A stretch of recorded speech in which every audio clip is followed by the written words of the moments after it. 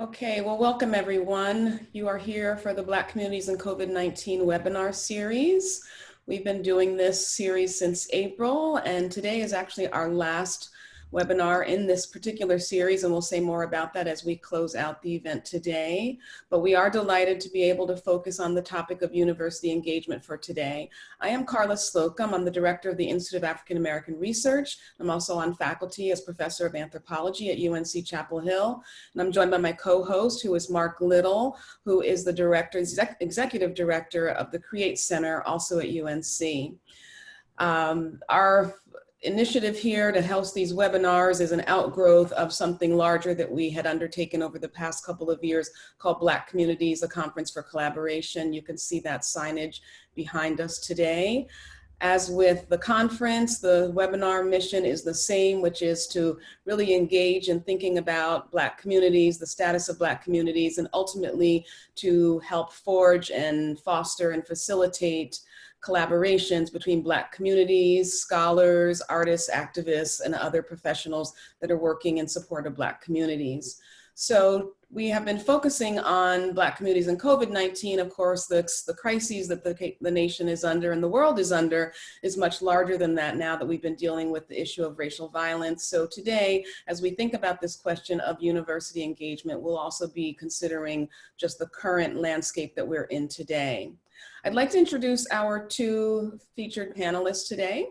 We have Arto Woodley, who is a consultant with the LFKG Group. He is fulfilling his purpose and passion as a leader by connecting people, institutions, and communities for the development of children in local communities. Dr. Woodley served as the CEO of an inner city nonprofit in Orlando, Florida, where he created a model to equip young leaders starting at preschool. Between 2012 to 2014, he worked as the White House Strong Cities, Strong Communities Fellow in Chester, Pennsylvania, as an advisor to the mayor to develop public-private partnerships and build the capacity of local faith and leadership and neighborhood leaders. He most recently served as the founding executive director of the Center for Community Engaged Learning at Fordham University. His principal area of research is engaged scholarship, which is why we're here today, how higher education institutions connect the classroom, curricula, and the community. Also with us today is Dr. Karen Wheels Carter, a trained attorney with a heart and passion for education and community engagement. Currently, Dr. Wheels Carter serves as the Associate Dean for Business and Health Promotion Professions at Georgia State University, Perimeter College. In this position, she is involved in strategic planning and implementation for institutional development and program expansion. Her most recent projects include the development of Cradle to College for elementary school students and a campus and community engagement partnership for civic and social justice. I'd like to start out by asking the both of you just to give us a little bit of background about, from the standpoint of universities, what does community engagement or engaged scholarship mean to you? Tell us about these concepts and their background, and if you want to relate it to the work that you've been doing, please feel free to do so. Arto, would you like to start? Yeah, I start. Thank you, both the host and Karen, for this opportunity to share. When we talk about engaged scholarship, it really goes back to the roots of higher education in general, looking back to the founding of Harvard College in 1636. Institution of higher education, from that point forward, the concept was that they would be involved in the public good to advance the democracy. It really took off when John Dewey talked about merging experience and education in his book in 1933. So the concept of engaged scholarship borrows on Boyer's work from the 90s, where he talked about the scholarship of engagement. You know, that engagement itself is not just an act, but it really is a scholarly activity, and that there are specific ways to do it. And so in my bio, you talked about connecting the classroom, the curricula, and the community. That's really the essence of it. And one of the things that I've developed is that most institutions focus on just getting students involved and volunteering. I focus on, turn that whole model on its head and say that the faculty are the people who stay the longest, and community leaders stay the longest. And so it's really about building a deep and lasting relationship between tenured and tenure track faculty members, community members, for the development of students. And most of the times when you look at universities, that's where they are not really developing their engaged scholarship process. And I think the engaged scholarship involves, is an umbrella term, it involves a lot of different modes. We don't have time to talk about that. So I want Karen to kick in and talk about the community engagement definition that she has. It's interesting. Ardo and I bat these terms around. They are frequently used interchangeably. And to Ardo's point, faculty and community members stay the longest. But when you think about the pure definition of community engagement from the Carnegie Foundation, it's really looking at the collaboration of institutions of higher ed and the larger community, right? Whether that is state, local, regional, your county. But within that, it's got to be this mutual exchange of knowledge and resources. And one of the things that we have pressed at the two-year college level, whether it's my institution or others, is that that sense of community engagement happens more frequently. And it's more intentional because higher ed is reaching out to the community to say, how can we support the development of learned participants, both civically, socially, and intellectually, to do the work. To be realistic, when you think about community engagement and the two-year college, it's beyond service projects for a day. It's not a one-off. It really is working with the community. It comes from the community, the demand of the community to have the quality of education needed to sustain itself. And so to Ardo's point, while faculty and community members stay the longest, if we have not brought students into that experience to say, this is your community, this work is more than a one-off, you should be interested in the projects and concerns where you live, because when you finish school, you're probably still going to live here. And if you understand how your city or your community works and what it needs, then you've got a thoughtful voice and you are an active participant in growing your community. So, you know, for us, moving our faculty to the engaged scholarship level where they are taking the time not just to do the work, but to be reflective, to step back and say, what did this mean for me as a faculty member? How do I turn that on its head for the next level of education, curriculum development, or expansion?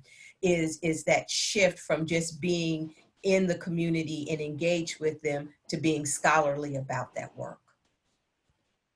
Can either of you give us some examples or talk specifically about this for Black communities, which is obviously why we're here?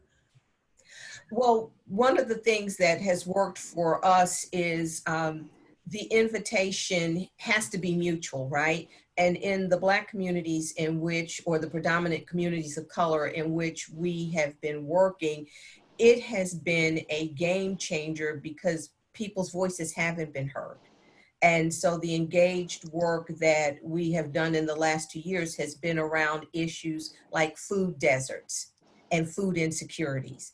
And if you can bring the community together as an equal partner to the conversation with the university, it's not a handout or study us, which we have seen happen historically, right? Where you study us and you use us, but you aren't working with us to improve our quality of life, then it's not for good. But at least in our institution, the work that we have been doing has been a mutual conversation, and it's an opportunity for the community to be lifted up and to ask for change in ways that can be sustainable with time and their input. Ardo? Let me add to that. The approach that I've taken at the last 3 institutions that I've served in is taking an asset-based community development approach. And so typically institutions that have power, whether they be churches or businesses or universities, come into communities looking at what's wrong and say, how can we fix you? And the approach that I take from an asset-based community development approach, and particularly with faculty members, is to say, don't fashion a course or don't prepare research based on what you believe is wrong. Really go in first and listen to communities and to develop your approach based on what the community is already doing and what they're interested in. And so I'll give a perfect example of something that happened at Swarthmore with the work with the engineering professor and a nonprofit that worked with mitigation of lead and overflow of sewage. The engineering professor from Swarthmore that we worked with the Overbrook Foundation to really develop some engineering models to help improve their capacity to deal with overflow, which was causing wastewater to go into the water supply, so that it would improve the quality of life. But that started with Jerome Shabazz, who ran the nonprofit, sharing what he was already doing with Art McGarity, who was at Swarthmore. And then the professor said, hey, I think we have some models that we could develop that works around what you're trying to do. Typically the model tends to be the other way around. The university or the professor or the students have an idea, they come to the nonprofit or the community and they say, hey, what can you do for us? And it's never lasting. And so I think when I look at the approach that I've taken has always been to look at it from an asset-based community development standpoint, rather than the institution saying, what can we do for you? Saying, what can we do, as Karen said, together? I have a follow-up on that. I think, you know, part of the reason behind some of that, why a lot of universities do it the wrong way is there's courses every semester, there's research, there's grants, there's this big push, you know, right. Faculty to always be looking for the next thing.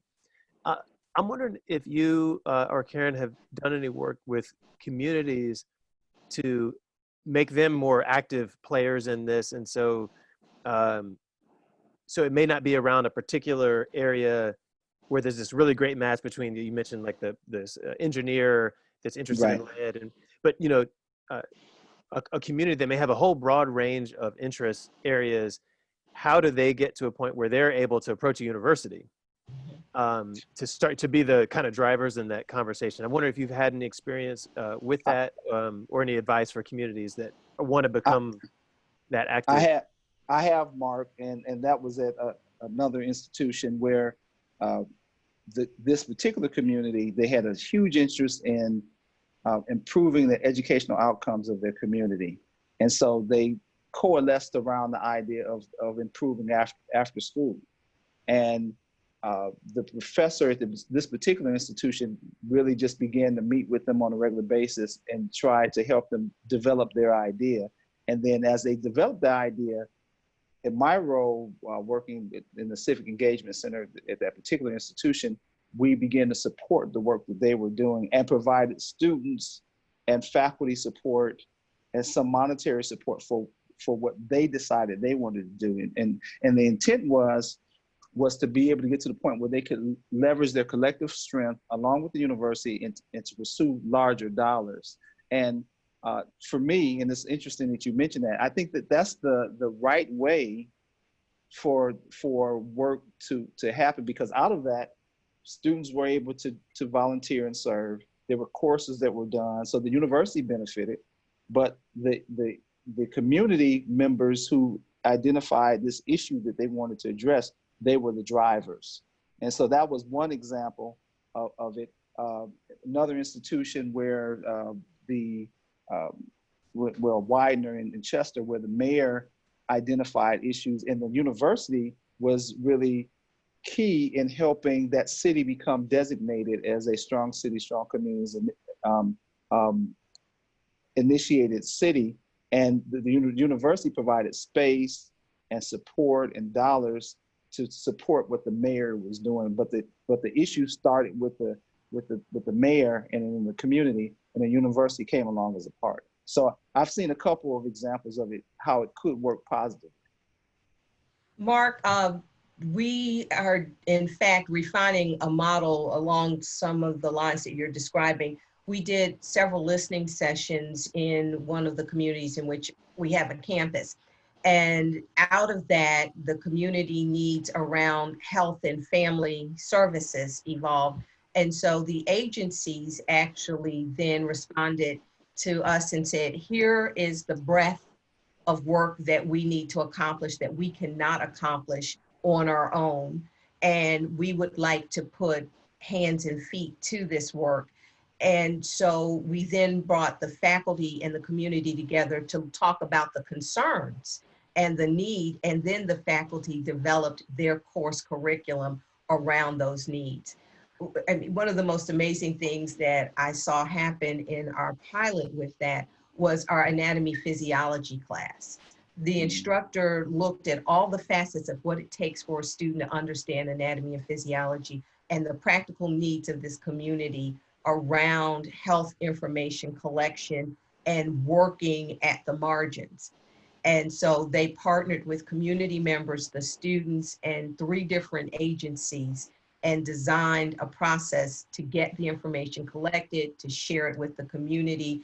And then students then were able to talk about how that impacted what they needed to know to be effective, how anatomy physiology isn't just this course of bodies and bones and vessels, but it has such a greater impact when you see the end results in the community. So for me, I think one of the things that's important, to Ardo's point, is for the community, particularly when there are themes or issues that can be put together and coalesce as a community around those issues, to come forth and say, let's have a conversation. These are our needs.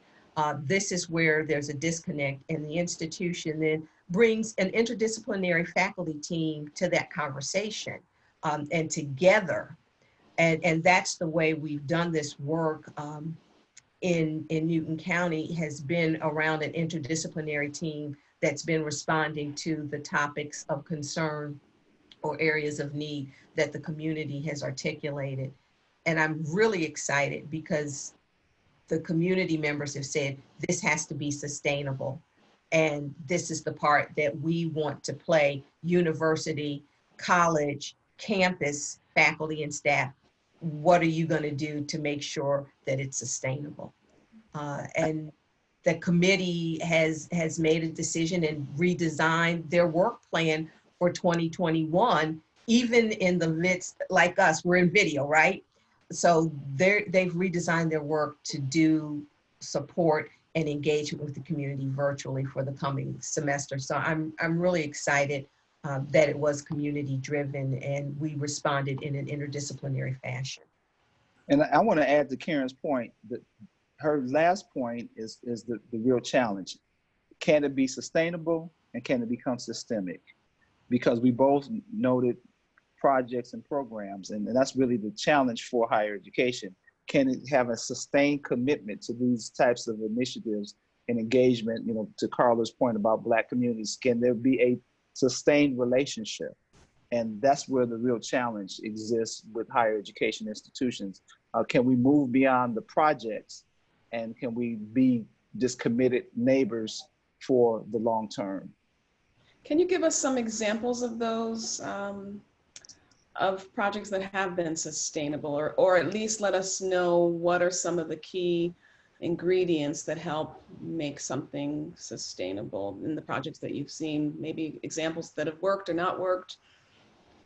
Well, one of the things that I would say comes out of my research on this work is, in order for faculty members to be engaged on a consistent basis, there are 5 things that they need. They need to have the right leadership at their institution. They need to have the right incentives. They need to have the right language. They all understand what they're speaking about, and they need to have the right infrastructure to support the work.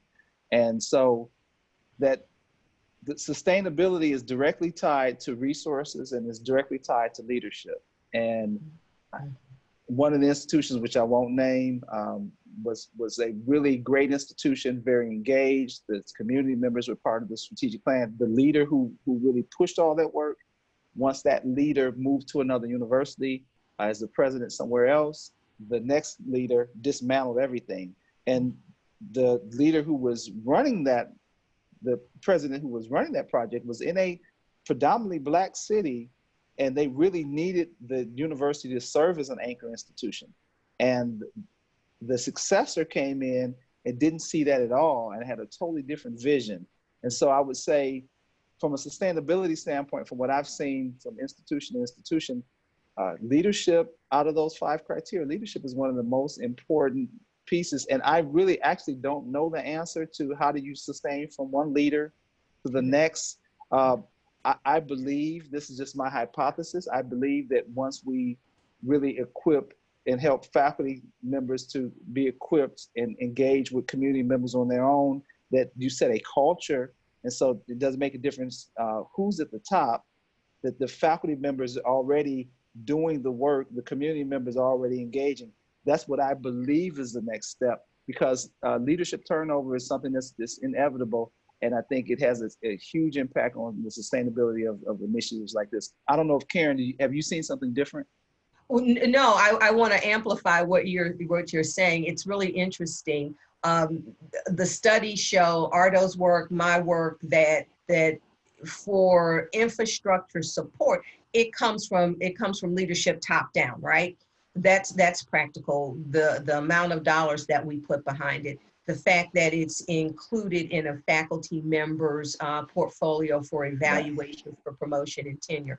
Right. When it's not, then frequently it's marginalized. One of the interesting things that we see, though, is that there is this leading from the middle that is clearly emerging, Ardo, and that's building on your thought about when faculty members are already engaged. When you've already got faculty members engaged and you've got a community that you're in deep partnership with, they continue to do the work. And so some of the sustainability that I think we have seen in the last few years has come from faculty who have tenure perhaps, or are well respected in both the geographic community in which the institution sits and their professional community, in such a way that to try to dismantle that work would be more harmful to the faculty, the community, and the institution than it would be to permit it to go forward. But in real world, our perfect design is that you have institutional leadership and resources that have a systemic backbone in place, a center for this work, a school for this work even. And it's going to be interesting, I think, in the times that we're in, to see how we continue this conversation around civic and social justice and engagement, given the dual pandemics that we're currently experiencing. But I also want to encourage communities to stay the course. If you're engaged with an institution and they are an anchor institution to your community and vital to your growth, then hold them accountable. Show up and make requests, be a part of that conversation. And then it's our work to make sure that there's presence in the policy positions. Karen, you make a great point about a school for the work. And you know, I've spent a fair amount of time in Cleveland, Ohio. Cleveland State has a School of Urban Affairs, and they have a nonprofit leadership program. And so their work is centered on the work of the city of Cleveland. And Case Western has the Mandel School of Social Work, which their work is centered on what's actually happening in the nonprofit infrastructure in Cleveland. Those are a couple of good examples of dealing with your question, Carla, on sustainability of the work. You know, you have resources, you have faculty, you have an emphasis that says, we're committed to this city, we're committed to this neighborhood, we're committed to this region. And there's not just a one-time project or one-time grant that's supporting the work. This is a part of who we are. And I contend, before we move to our next subject, I contend that, go back to Boyer's work, that the survival of the academic enterprise is dependent upon that connection, that symbiotic connection between the university and the college and the neighborhood that they're in. I always say that there's no way in the world that a community will rise and the university fail. but we always see universities rise and the surrounding community failing. I think it's in the university's best, or university or college's best interest, to make sure that the community rises as they rise. And I think that they're not mutually exclusive. Those goals are not mutually exclusive. Maybe one quick follow-up to this before we switch to maybe another topic. I'm wondering what your thoughts are about the role of HBCUs in this equation, either as leaders of this work, as partners in this work. Through our conferences, faculty from HBCUs have been a huge contingent of presenters, and many of the communities that are Black communities are hosts of HBCUs. And so just wanted, if you can kind of bring that dynamic and into the conversation about well, it. Karen worked at the HBCU, so I defer to her first. I have some thoughts, but she actually worked at Central State. So Karen, what do you think? Well, it's a part of the DNA of an HBCU to do community engaged work. I mean, part of it has been in its mission, irrespective of whether it's a public or private HBCU. I think that it's incumbent upon us to continue to support them, to ask for their engagement in this work, and to collaborate with them, to not expect them though to do all the work, right? It's so easy to say, because it's your roots and it's your very being, that then you go do this work with Black communities and you tell us what it is. It's important for them to facilitate and lead conversations where there's a gap, because there is the knowledge, there is the expertise, there is the know-how when you don't have but 2 pennies to rub together and you've got to keep the heat on your campus and feed your students and the community that surrounds it. Central State University sits in the heart, with Wilberforce, the heart of Xenia. And they have, over time and time again, helped to build and rebuild not only that community, but the city of Dayton, particularly West Dayton, where they have a campus. And they are agents of change by making their facilities open and available. Not only Central State, but most HBCUs make their space open and available to the community to have conversation, and not only to have conversation, but to say, here is our problem. We have a water issue. And if we don't have quality water here, then we can't sustain our farms and we can't grow our crops. But more importantly, people can't live and be healthy to do those things. So I never want to underrepresent the value and the importance and purpose of an HBCU in this conversation, but nor do I think that we should look to them for all of the answers and to lead the charge when they've got their work overall to do. We should be growing with them, and they should help guide us when we are misguided.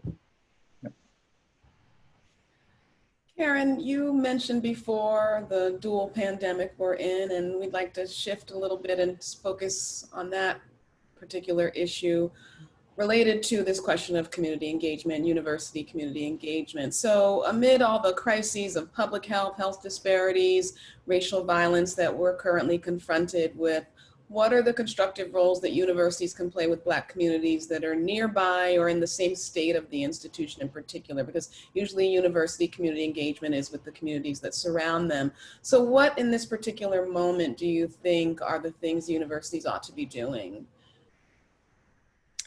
I think we ought to be taking the temperature of the community. And that is in spite of having to have your PPE on, but turning to true key informants in the community to understand what the immediate needs are that may have a gap that the institution can help advance. What are the long-term ails that people are experiencing, in particular, health disparities, not being seen at hospitals, right? Not being able to get your medicine, because you're not mobile. What kinds of tools can the institution mobilize? Are there mobile clinics that the institutions have that they can tag with local hospitals to actually get out in the community? And we've seen that. We've been really fortunate to partner with Emory University in some of the work that we're doing in the Clarkston community around health and health disparities in services. And so that's a gap that has been, has not fully been, but is being filled, working with the local school systems to make sure that we have got resources out for children and families in terms of tutoring and learning and helping families catch up, right? Moms and dads who are frustrated about work and what just getting through the day may not have all the tools they need to help their kids learn.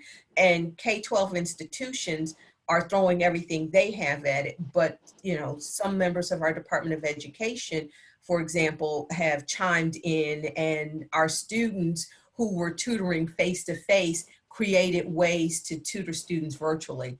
So I think it's really taking the temperature of the community in which your campus or your institution is located to see what the highest needs are that the institution has resources to bear. And it's not just about money. It really is about listening and serving with the tools that you have. Mhm. Arto? Oh yeah, I'm still here. I was just I was listening to you. I did not want to repeat anything that you said. I think one of the key things that's under the umbrella of engaged scholarship and community engagement is being an anchor institution.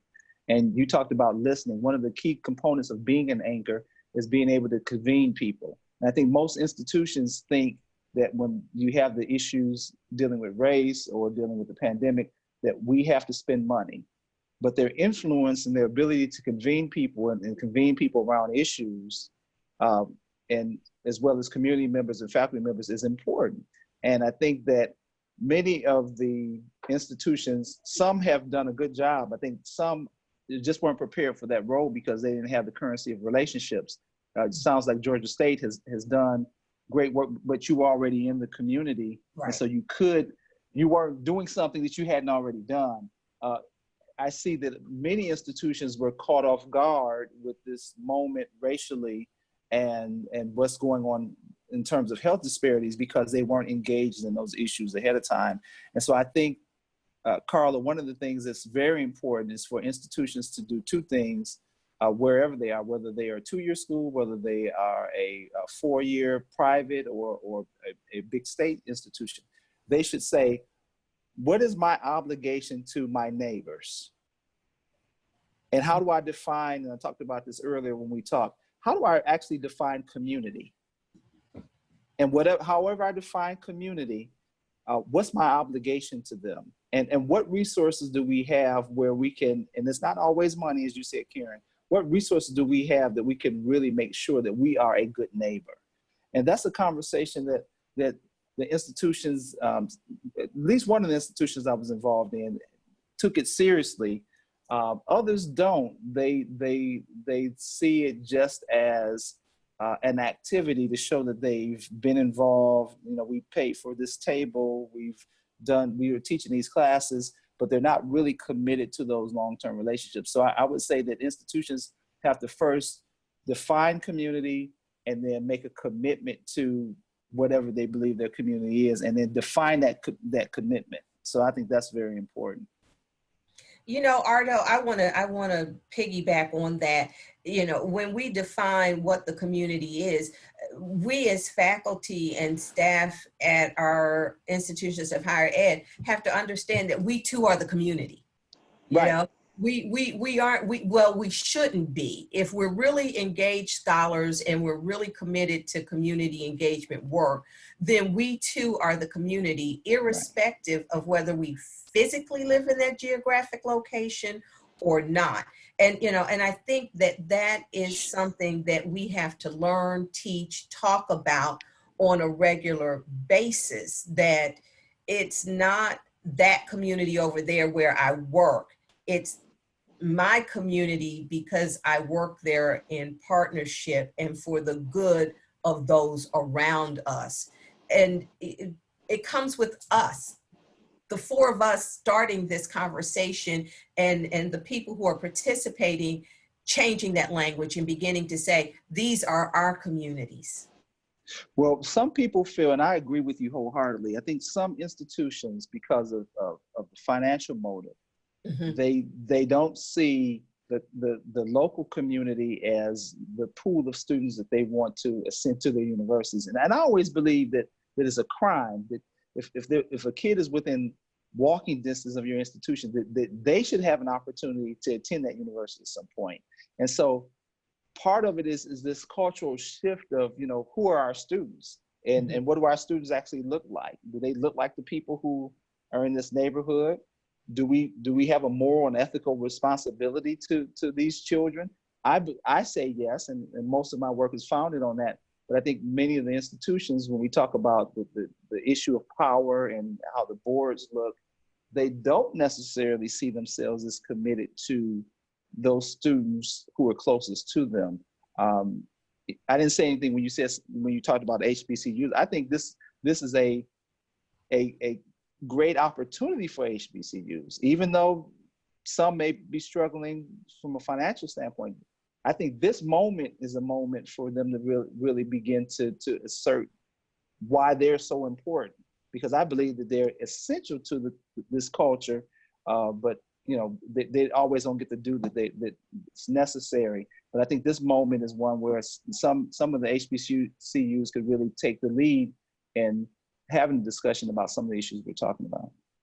It's an interesting point you raise. I want to flip back a little bit to geographics and locale.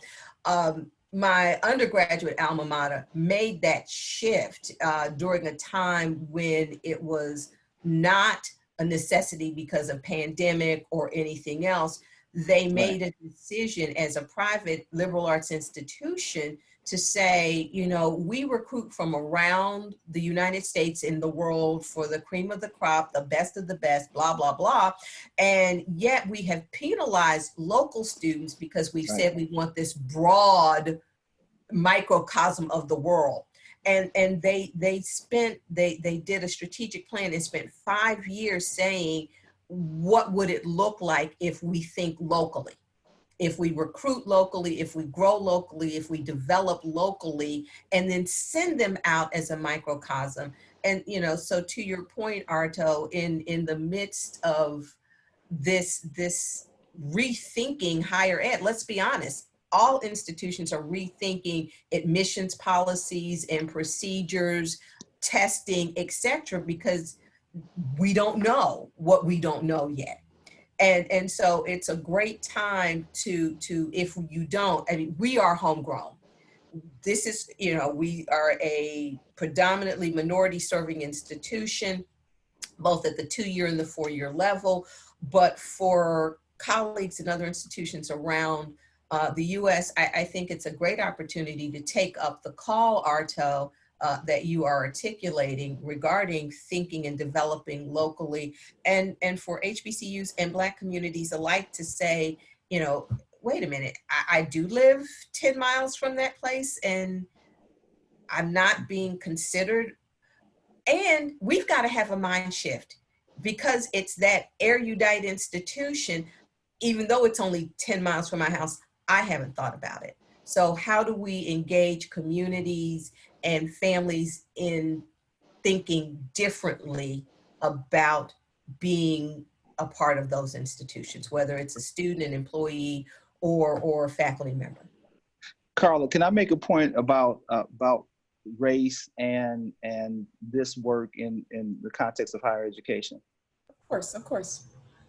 So let me give an example from an institution where I work, and they were part of a group of colleagues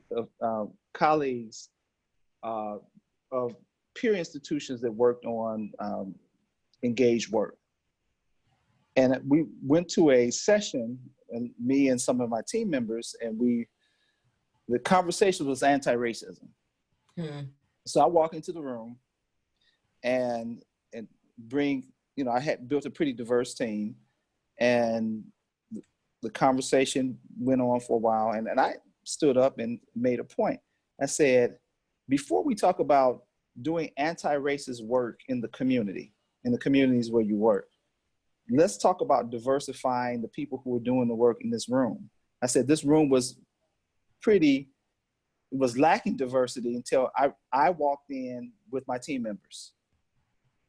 And so before you go into the community and say, okay, hey, we need to be anti-racist, let's start by being anti-racist with the work that we do. And I think that's really a great example of the challenge that higher education has. Higher education many times espouses certain theories and concepts and teach courses in terms of, what's going on in the society, but does the institution itself really embody what it's teaching?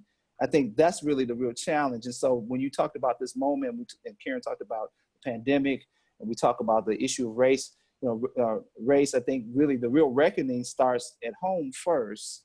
And I think hopefully in this reinvention of higher education during this time, that institutions, all the sectors that need to do a better job can begin working on those.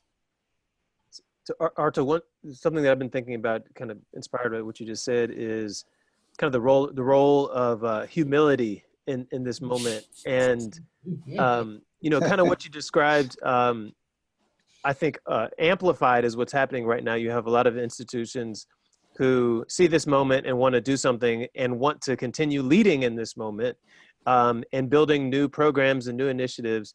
When, like we've said, talk about HBCUs or faculty or institutions, like we have presented here, are doing this work and have been doing this work. And so I wonder if you could talk a little bit about how an institution that may not have been engaged with its community as much as it should be, how it should approach this moment. I mean, how should it, and we talked about faculty. I mean, one way to think about it is, before faculty even themselves developing those relationships, those faculty talking to other faculty that already have those relationships, right? Who've already been doing work on health disparities, or been doing, like Carla, been doing work as an anthropologist in historic Black towns, So there's people already that have these connections. Right. And so maybe if you could talk a little bit about people who are inspired to write statements about what they want to do, what they can do in this moment, kind of through people like yourself, and lean on people who already have expertise and already doing much of this work. Go ahead, Carla. I just want to add on to that before we hear from you. It's just there's been a lot of talk about the number of people who are suddenly Black Studies scholars and all these sorts of things that are coming out, and community engaged people and all that. So I'd love to hear your thoughts about these, piggybacking on what Mark said about this sort of, about that aspect of what we're dealing with right now. Well, I'm going to pull out an example that's out of our sector, out of higher education, but I saw it in a tweet dealing with churches. And this was a African-American Christian making a blanket tweet to all white Christians saying, hey, if you've never preached about this and you haven't dealt with these issues in the past, this is your time to listen. It's not your time to come in to hold these forums to talk about race in the church, and you've never preached about it, you've never dealt with it. And so I take that example as a perfect example of this moment. And Mark said a key word, humility, rather than hubris. Most of the times it's hard for us to recognize and admit we don't know something in higher education, and we're just willing to listen. I would love to see institutions say, you know what? We haven't done such a good job, and this is the time for us to learn. And we're going to amplify the voices of not just our faculty members, as Mark talked about, but our community members who are leading on this situation. If they want to make a comment, because the other thing that we have, Carla, is that because people have never dealt with these issues, or institutions haven't dealt with these issues. Now they're talking to all the Black and brown people. They have them involved in every little Zoom meeting and session to say, hey, what do you think about this? What do you think about that? People that you've never talked to, they weren't concerned about these issues ahead of time. And so I think there's a fine line between listening to people and then putting people on the spot to come up with your new plan, because you never had a plan in the first place. And so I think that, go ahead. And I would say part of that is you can read too. Right. Because, the people who you're reaching out to talk to and bring into your Zoom meetings, typically they have been, they're actual experts. And so they have books that they've read. They have, maybe there's a period of like, get a certificate, and, you need to get your training first, and then you can approach and, Well, institutions of higher education, we're not good at humility. We're not good at saying what we don't know. And sometimes, and this is true, sometimes when you had those voices before this moment, like the work that Carl is doing, people didn't want to listen. But now all of a sudden, Carl is an expert, and everybody wants to hear her, because it's beneficial for them to look like, to seem as if they've been engaged with this issue, and they really weren't. And what I would like for institutions to really do, and I've said this in every place that I've been, just build sincere relationships. Just focus on what it means to be a neighbor. And if you failed, say I failed. It's okay. We don't have to know everything. And these issues around race and around health disparities have existed for more than a century. So this is not new. When we talk about the civil rights issue, the racial issues, every one of us on this Zoom meeting, we could talk about examples of things that we've seen in institutions we've been in. It's not like it only happened once or it was an anomaly. It happens. And institutions pretty much don't want to deal with those issues, but the reckoning of George Floyd's death and the fact that Breonna Taylor and Ahmaud Arbery and Rayshard Brooks, have happened, people are awakened. But as I tell people all the time, it's not just those four. It's not just Rodney King. It's not just the 4 little girls in Birmingham. It's not just Emmett Till. It's not the 4,000 people who were lynched between 1868 and 1968.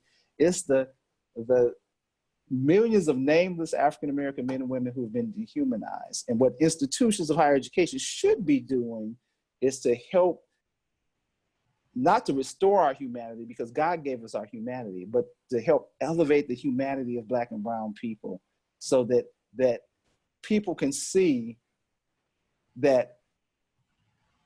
see the worth and embrace the worth that we already have. We're not asking for you to validate us, because we're already valid. We're saying recognize it. And institutions of higher education tend not to be those places.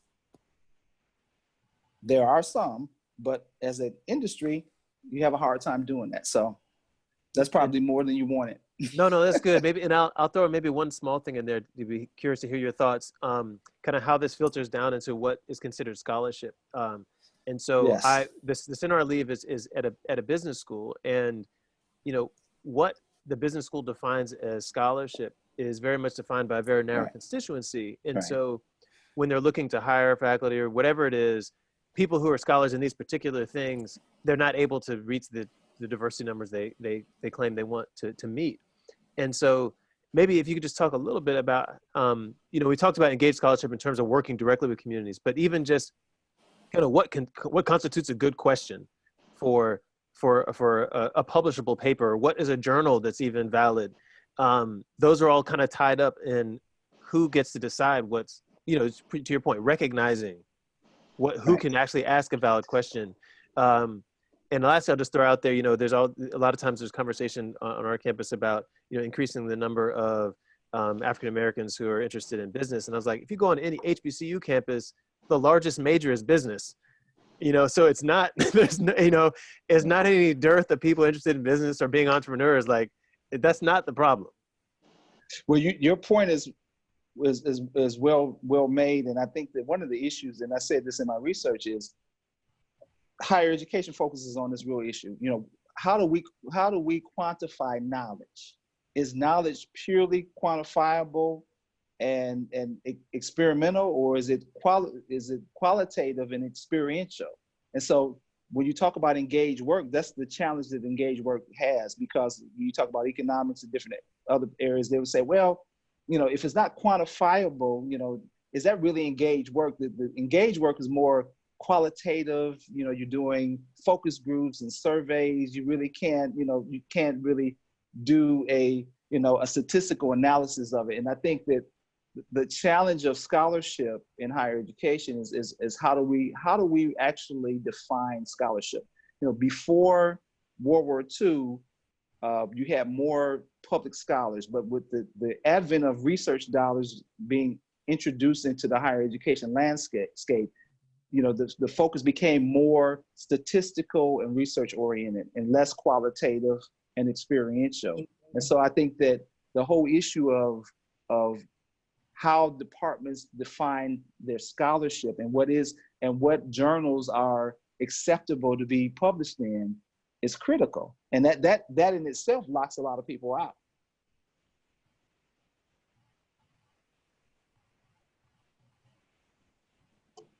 Karen, did you want to weigh in on any of this?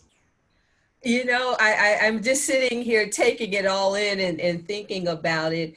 You know, to Mark's point about business programs in schools, we still make it all about the numbers, and it is so statistically driven. But I think it's our opportunity to shift that conversation by doing our work and finding the merge between that qualitative work and quantitative work, and being able to articulate it and say, we're turning a corner, we're going in a new direction. I don't think there's an easy fix. I wish there was, you know, like the magic button we could push or the pill we could take.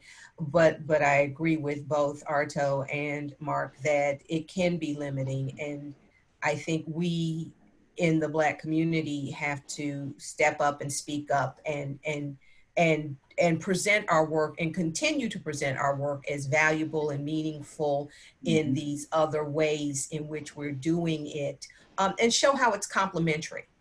And it's Sisyphus sometimes going up the hill, and you go down and you go back up. But I don't think we stop doing the work, and I don't think we stop saying why it's important and why it's valuable. And we create forums like the ones that you all have created with Black communities, where we lift that work up and we put it out there. And what you said, Karen, is something I wanted to say to Mark and Carla before we get off. That's why I'm so proud of the work that they've done, and I've done plenty of conferences, but this was my favorite conference to do, because you had the intersection of so many different fields talking about what should we be doing in our communities. And normally it's only spoken about from a faculty standpoint or from an administrator standpoint. And I think this forum that you all have developed is fabulous. And I'm excited about what will happen when we're able to meet again in person. Yeah, we're wondering when that will be, but we're working on it.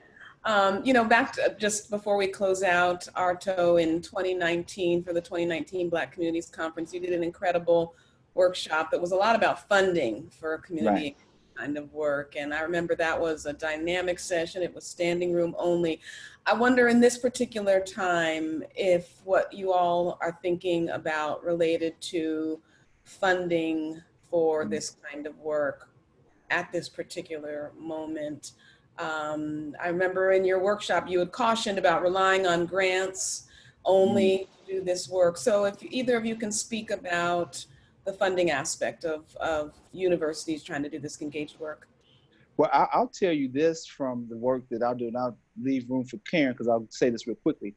I'm consulting with some groups right now, and every group, nonprofit out there that's doing any work with Black and Brown students, the leadership may not be Black and Brown, they're taking advantage of this opportunity to raise dollars, because this is a moment and people are giving. I think that universities, particularly for work like the work we're talking about, this is probably an opportune time to get funding and support, not just grant funding, but other support, because corporations and other organizations are looking for ways to be involved. But the question is whether those institutions are ready for those opportunities. I think very few are.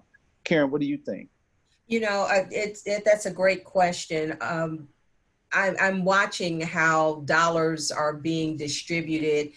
My inbox from the vendors and businesses that I frequent are sending out their Dear Race Matter letters, and this is how we're spending our money, or what we're going to make a commitment to. And I think colleges and universities that are in these communities and doing this work have to be making their case.